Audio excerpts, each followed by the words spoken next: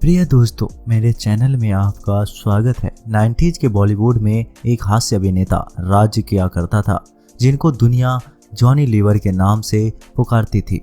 उस दौर में अगर 100 फिल्में बनती तो 80 फिल्मों में कॉमेडियन का रोल जॉनी लीवर के लिए पहले से रख दिया जाता था।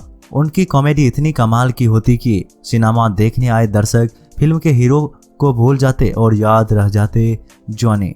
मगर दोस्तों, कभी सोचा है कि इतनी ऊंचाई पर उनके साथ ऐसा क्या हुआ था कि वो अचानक बॉलीवुड से गायब हो गए?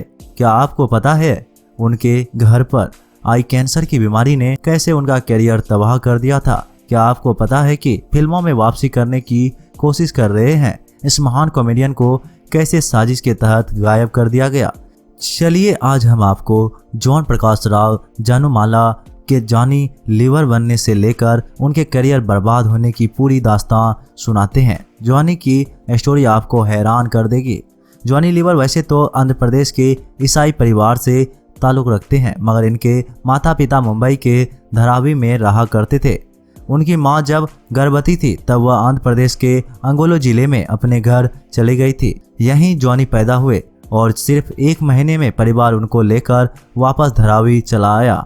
इनके दादा चर्च के पुजारी हुआ करते। उन्होंने इनके पैदा होने से पहले ही आदेश दे दिया था कि लड़का हुआ तो नाम जॉन रखा जाएगा। बस दादा के आदेश पर उनका नाम जॉन राव रख दिया गया। अब वो जॉनी लीवर कैसे बन गए, ये किस्सा बड़ा मजेदार है। जॉनी का बचपन बड़ा गरीबी में बीता। पिता हिंदुस्तान लीवर कंपनी में छोटी नौकरी करते, बहुत शराबी थे, तो जो भी कमाते शराब में उड़ा देते थे। हालत ये थी कि जॉनी की फीस भरने तक का पैसा उनके पास नहीं होता। इसी वजह से 7वीं क्लास में उनको स्कूल से निकाल दिया गया। वैसे स्कूल से ही उनको दूसरे की आवाज़ों की नकल करने का बड़ा शौक था। वह भी अपने टीचरों की नकल किया करते। स्कूल से निकाल दिए गए और घर के सबसे बड़े बेटे थे, तो कमाकर घर चलाने की सोचने लगे। उनकी उम्र रही होगी करीब 14 साल की। घर के पास में ही सिंधी कैंप था, जहां सिंधी लोग रहा करते थे। आते जाते एक सिंधी से जान पहचान हो गई। सिंधी जब भी उनको मिमिक्री करते देखता तो नाराज होता। वो बोलता, कुछ काम धंधा कर। एक बार जॉनी ने पूछा, क्या करूं? तो बोला, मैं सड़क किनारे पेन बेचता हूं, तू बेच लेगा? जॉनी ने हाँ कर दी तो पेन के कुछ पैकेट उनको भी पकड़ा दिए। दोनों पास पास ही पेन बेचा करते। दिन की 20 से 25 की बचत होने लगी। मगर फिर एक दिन बड़ी मजेदार घटना हुई। जॉनी पेन बेचकर घर लौट रहे थे। रास्ते में सरमुखानंद हॉल पर जहां कार्यक्रम चल रहा था, वो अंदर गए तो महान कॉमेडियन दिनेश सिंह मिमिक्री कर रहे थे। कभी ओम प्रकाश तो कभी अशोक कुमार की आवाज़ निकालकर खूब तालियां बटोर रहे थे। बस यहीं से जॉनी को आइडिया आ गया कि वो अब पेन बेचते, मगर अपनी आवाज़ में नहीं। कभी दादा मोनी तो कभी ओम प्रकाश की आवाज़ में। अचानक उनके टैलेंट से पेन की बिक्री कई गुना बढ़ने लगी। लोग उनकी मिमिक्री सुनने आया करते हैं और पेन खरीद लेते। 20 से 25 की कमाई कुछ ही समय में 200 से 250 पहुंच गई। कुछ साल उन्होंने यही काम किया। फिर 18 साल के हुए तो पिता ने उनको भी हिंदुस्तान लीवर में नौकरी दिलवा दी, मगर पिता बेटे की मिमिक्री से चिढ़ते थे। उन्होंने साफ कह दिया था कि तुम मुझे इस देश में मत देखना कभी। फिर भी जॉनी उनसे छिप छिपाकर कंपनी के प्रोग्राम में जाते और अफसरों की आवाज़ें निकालकर खूब हंसाया करते। 1977 की बात है। एक बार उनका प्रोग्राम कंपनी का यूनियन लीडर भी देख रहा था। वो इतना खुश हो गया कि अचानक से स्टेज पर चढ़ा और जॉनी से माइक छीनकर बोला, इसका नाम आज से जॉनी राव नहीं, जॉनी लीवर पुकारा जाएगा। बस उसी दिन से जॉन राव जॉनी लीवर बन गए। अब ये फिल्मों में कैसे पहुंचे, ये दिलचस्प किस्सा भी आपको सुनाते हैं। कंपनी में नौकरी करने के साथ ही जॉनी छोटे मोटे मिमिक्री शो भी किया करते थे। उनके साथ 2 म्यूजिशियन भी काम करते थे, मुर्सब खान और किशोर भाव। खुशकिस्मती से दोनों उन दिनों कल्याण जी आनंद जी के लिए भी काम किया करते थे। एक बार दोनों ने कहा, चल तुझे आज कल्याण जी आनंद जी से मिलवाते हैं। उन दोनों इस जोड़ी की तूती बोला करती थी। जॉन की मुलाकात हुई और बस यहीं से उनकी जिंदगी बदल गई। कल्याण जी आनंद जी के देश विदेश में बड़े बड़े शोज हुआ करते थे। बड़े बड़े अभिनेता जैसे अमिताभ बच्चन, अनिल कपूर के साथ जॉनी आने जाने लगे। इसी दौरान उनकी ऑडियो कैसेट भी निकल गए। फिर एक दिन बड़ी मजेदार घटना हुई, जहां से वो बॉलीवुड में पहुंच गए। 1980 की बात है। एक दिन जॉनी कल्याण जी के ऑफिस में कैरम खेल रहे थे। अचानक साउथ का एक प्रोड्यूसर कल्याण जी आनंद जी से मिलने पहुंचे। बातों ही बातों में कल्याण जी ने उसकी फिल्म के बारे में पूछा तो वो बोला कि फिल्म पूरी हो गई, बस कॉमेडी के 2 सीन्स बाकी है। जगदीप के साथ कोई छोटा मोटा कॉमेडियन मिल जाए तो बात बन जाएगा। अचानक कल्याण जी ने जॉनी की तरफ इशारा करके बोला, ये है ना कॉमेडियन, इसे ले जाओ। बस अगले ही दिन प्रोड्यूसर जॉनी को चेन्नई ले गया और फिल्म पूरी करवाई। विनोद मेहरा, राज बब्बर की 1981 में आई वो फिल्म थी ये रिश्ता ना टूटे। इसी फिल्म से पहली बार जॉनी ने बॉलीवुड में एंट्री ली। अगले ही साल उनको सुनील दत्त की दर्द का रिश्ता भी मिल गया।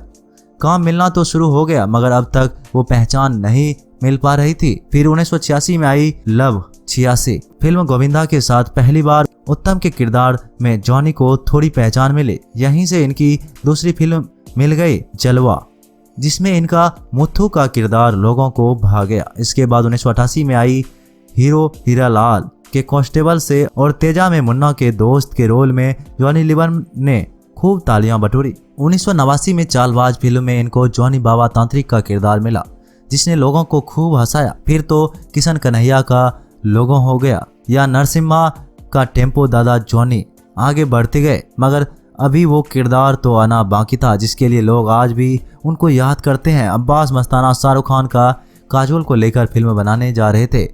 उनको एक नौकर का किरदार चाहिए था जिसको भूलने की बीमारी होती है। इस रोल के लिए उनको जॉनी पसंद आ गए। 1983 में फिल्म आई बाजीगर, उनको किरदार मिला बाबूलाल का। इस किरदार ने ऐसा जादू कर दिया कि शाहरुख खान के बाद अगर दर्शकों को कोई दूसरा एक्टर याद रहा तो वह जॉनी लीवर ही थे।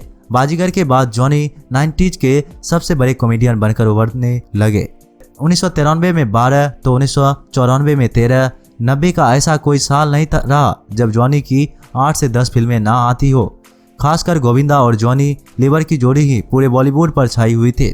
दोनों दिन ही नहीं रात में भी काम किया करते। कई बार तो जॉनी का सोते सोते ही मेकअप हो जाया करता। 90s के दौर में जॉनी लीवर की फीस बड़े बड़े हीरो से भी ज़्यादा हो गई। आलम यह था कि फिल्मों में जॉनी लीवर का छोटा सा रोल लीड हीरो पर भारी पड़ने लगे। 1997 में आई जुदाई फिल्मों में तो एक से बढ़कर एक एक्टर थे, मगर पूरी फिल्मों में हीरालाल बने जॉनी लीवर का वो अब्बा डब्बा जब्बा वाला सीन सब पर भारी पर बैठा था।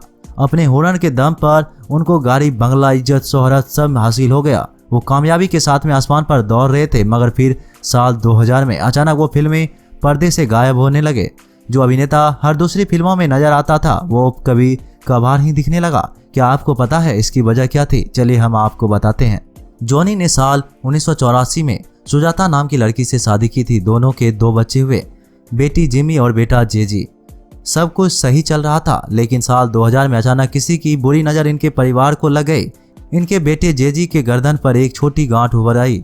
पहले तो किसी को समझ में नहीं आया कि क्या हुआ, फिर धीरे धीरे वो गांठ बढ़ने लगी। जब जॉनी को चिंता हुई तो वो बेटे को लेकर नानावटी हॉस्पिटल पहुंचे।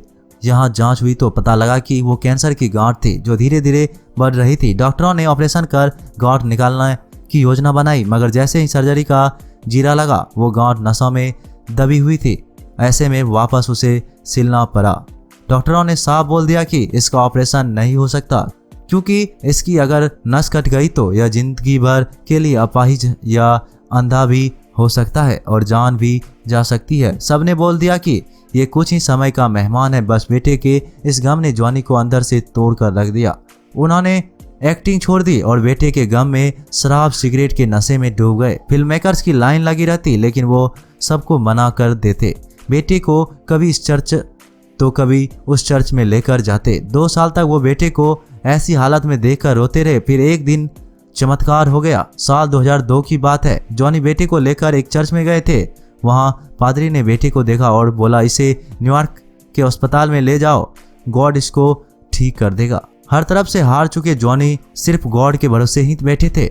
वो बेटे को न्यूयॉर्क के उसी अस्पताल में ले गए। वहाँ सच में चमत्कार हो गया। डॉक्टरों ने चेक किया और 10 ही दिन में ऑपरेशन कर बेटे की गांठ निकाल दी। इस चमत्कार ने जॉनी को इतना प्रभावित कर दिया कि वो बॉलीवुड एक्टिंग सब भूल गए और चर्च में धार्मिक कामों में लग गए। सालों तक वो एक्टिंग से दूर रहकर बाइबल के उपदेश देश विदेश में सुनाते रहे। फिर कुछ सालों बाद उन्होंने दोबारा वापसी की कोशिश की, मगर इस बार उनको साजिश ले डूबी। हुआ ये कि जॉनी लीवर की वापसी की खबर सुनकर फिल्म मेकर्स दोबारा उनके पास आने लगे। उनको गोलमाल ऑल द वेस्ट या गोलमाल 3 जैसे कई अच्छी फिल्में भी ऑफर हुई। फिर से जॉनी का नाम होने लगा तो बड़े हीरो को खतरा दिखने लगे। वो जानते थे कि जॉनी फिर से लय में आ गए तो उनका पत्ता कटते देर ना लगेगी। इसी वजह से बड़े बड़े स्टार्स ने मिलकर साजिश शुरू कर दी। जॉनी लीवर के सीन्स एडिट कर होने लगे। लीड हीरोज और डायरेक्टरों पर दबाव बनाकर जॉनी की कॉमेडी डायलॉग्स अपने नाम करवाने लगे। इस साजिश ने धीरे धीरे इस बेमिसाल हास्य अभिनेता का फिर से उभरता कैरियर बर्बाद कर दिया। कुछ ही सालों में जॉनी को काम मिलना ही मुश्किल हो गया। बॉलीवुड के गुमनाम हो चुके जॉनी इन दिनों फिर से वही पहुंच गए हैं जहां से उन्होंने शुरुआत की थी। वो स्टेज शो करके लोगों का मनोरंजन करते हैं। वो परिवार के साथ मुंबई में रहते हैं। दोनों बच्चों को उन्होंने लंदन में पढ़ाया। जॉनी को आप कभी कभार ही फिल्म मिलती है। बदकिस्मती और साजिश इस बेहतरीन कलाकार को ले डूबी। दोस्तों, आपको जॉनी लीवर कैसे लगते थे? उनका कौन सा किरदार या फिल्म आपको अब तक याद है? हमें कमेंट में जरूर बताइए। मिलते हैं एक नए वीडियो के साथ, तब तक के लिए आप अपना ख्याल रखिएगा।